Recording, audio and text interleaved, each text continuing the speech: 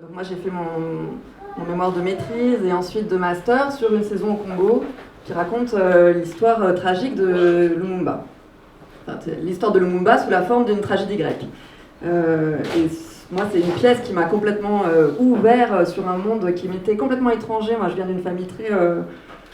voilà, j'ai grandi en banlieue parisienne, dans un milieu très homogène, assez bourgeois, où on ne s'intéressait pas beaucoup, à vrai dire, à ce qui se passait dans le reste du monde. Enfin, ça peut paraître un peu caricatural de le dire, mais c'est vrai. Enfin, moi, c'était des questions qui m'étaient complètement étrangères. Donc, mais peut-être que ça nous met quand même sur la piste de la suite de votre parcours, qui est le chemin vers votre premier roman. Ouais.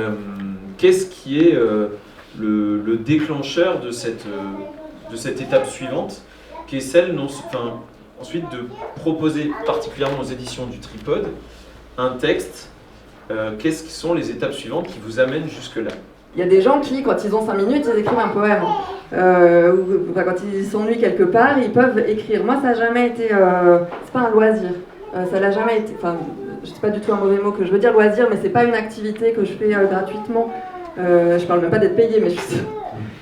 sans avoir vraiment un projet. Et donc je me disais, j'adorerais écrire, mais je savais pas quoi.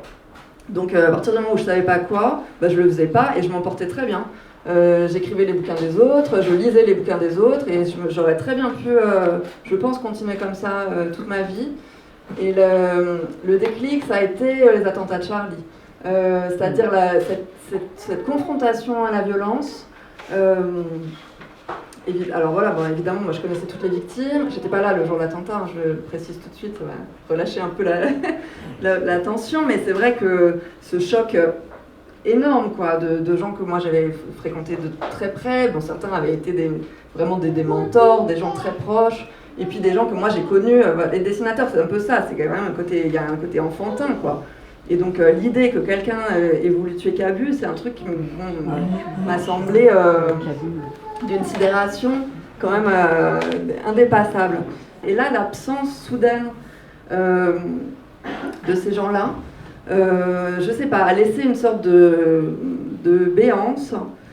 En plus, bon voilà, évidemment, leur mort a été tellement médiatisée, tellement de gens ont parlé de ce qui s'était passé, que c'était très étrange quoi, pour les proches. Parce que je raconte un peu dans Calme et Tranquille, hein. Là ce que je vous dis c'est vraiment Calme et Tranquille est un livre qui est très très morcelé et décousu, mais qui brosse cette espèce de chaos un peu qu'ont été les années qui ont suivi l'attentat pour moi, c'est-à-dire que ça m'a obligée à me mettre, à me déplacer. Je voudrais vous écouter parler d'autre chose, de la vie qui continue, rire, faire l'amour, dormir, et me réveiller ce jour où ce sera devenu supportable. Fais-moi taire si tu peux, hurler sans bruit au moins. Donc c'est vrai que c'est pour ça aussi que Calme et Tranquille s'ouvre comme ça, c'est que pour moi ça a été une espèce de choc incroyable de revenir de ce voyage qui avait été tellement, évidemment très dépaysant. C'était la première fois pour moi que j'allais en Afrique subsaharienne, que j'ai parté longtemps, j'avais vu plein de spectacles, j'avais rencontré plein de gens, j'avais vu des choses extrêmement importantes pour moi, mais que j'avais pas du tout eu le temps de décanter. Et puis d'un coup, j'arrive, je reprends mon boulot, je suis, comme tout le monde se souvient sans doute d'où il était quand il a appris les attentats, mais moi j'étais à milieu de ça, quoi. Et c'est comme ça que j'ai embrayé ce livre, qui raconte la convergence en fait de ces deux préoccupations-là. Je sais pas si c'est clair. Et dans ce processus, vous rencontrez, vous vous interrogez plutôt, non seulement sur la place des intellectuels au sein d'un pays. J'ai relevé une interview dans laquelle vous soulignez que la Turquie était un pays littéraire qui tenait à ses auteurs, à ses journalistes et à ses intellectuels, qui leur donnait une place qui était parfois difficile, mais si elle est difficile, c'est aussi parce que leur voix porte, et que vous releviez la qualité de l'opposition qui est développée par justement les défenseurs de la société civile. Et vous développez vraiment une interrogation notamment sur l'occupation de l'espace public et sur les places. À ce titre, je voudrais vous lire un extrait à propos de Taksim, qui est donc une place, épicentre des manifestations. La romancière Asli Erdogan écrit « La place Taksim est à nous. ceux qui y sont morts, à tout le monde. Chaque fois que nous marcherons vers cette place méconnaissable, malgré les matraques, les canons à eau, les lacrymos, chaque fois que nous en prendrons le chemin, elle sera à nous. Aujourd'hui, interminablement en travaux, personne ne comprend bien pourquoi faire et tout le monde s'en fout. J'ai l'impression qu'elle appartient davantage aux pigeons qu'à nos souvenirs. Il y avait des tentes partout, de part et d'autre d'une allée baptisée Hrant Dink, du nom d'un journaliste arménien assassiné quelques années auparavant, adopté comme figure tutélaire par les manifestants qui occupaient la place pour empêcher la destruction d'un des rares espaces verts de la ville.